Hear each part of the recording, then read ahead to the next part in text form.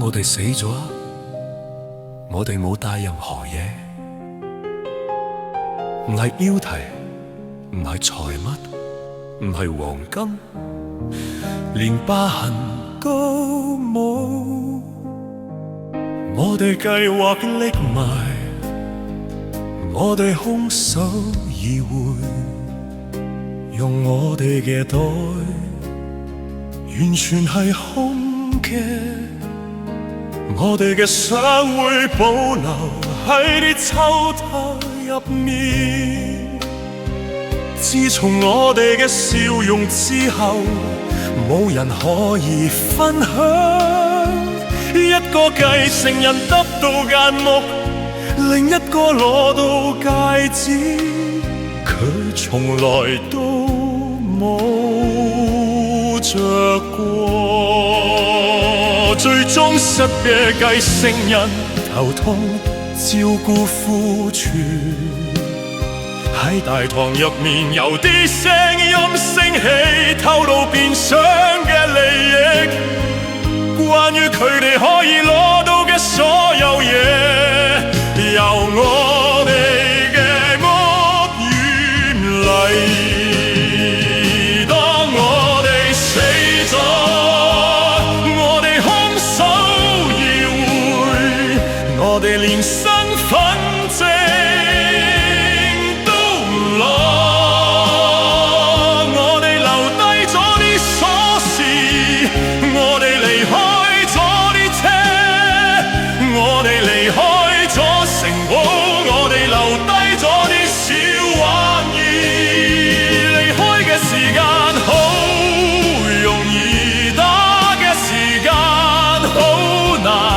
繼承人會為豪宅而戰，為咗個辛苦，就算係自知，但係我哋空手而回，我哋身份證都冇攞，我哋嘅身份證放喺啲抽屜入面，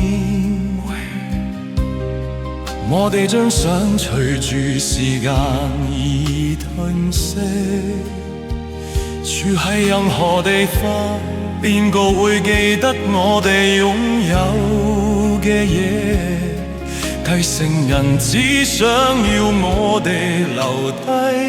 嘅嘢，無論係山上嘅豪宅，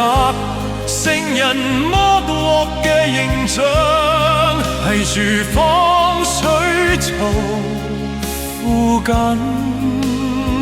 無論係生鏽嘅鑊，無論係失苦，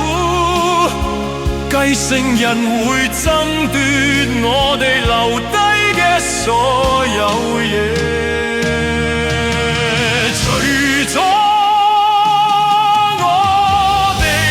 一個繼承人攞到張台，另一個話我會保留架車，我喺爸爸死之前照顧過佢，啲繼承人已經喺打緊交，喺我哋嘅葬禮之前，佢哋好似捕食性嘅烏鴉咁，個個連我哋喺廳入邊嘅香味都偵測好。當我哋死咗，我哋空手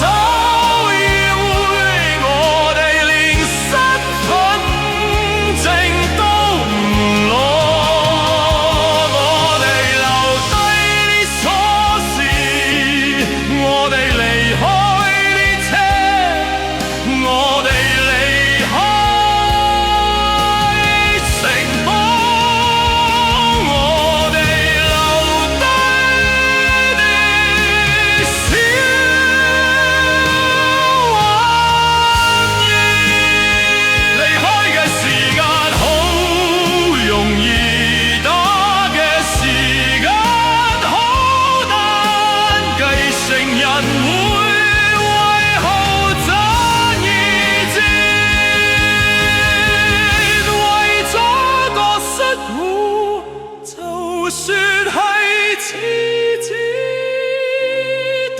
係我哋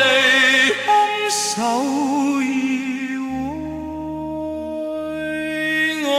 哋連身份證都唔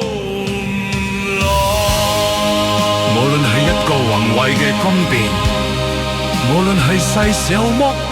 繼承人會為所有嘢而爭奪。冇和解，佢哋想要佢哋嘅份額，佢哋而家想要所有嘢，佢哋會爭取我哋對舊鞋，佢哋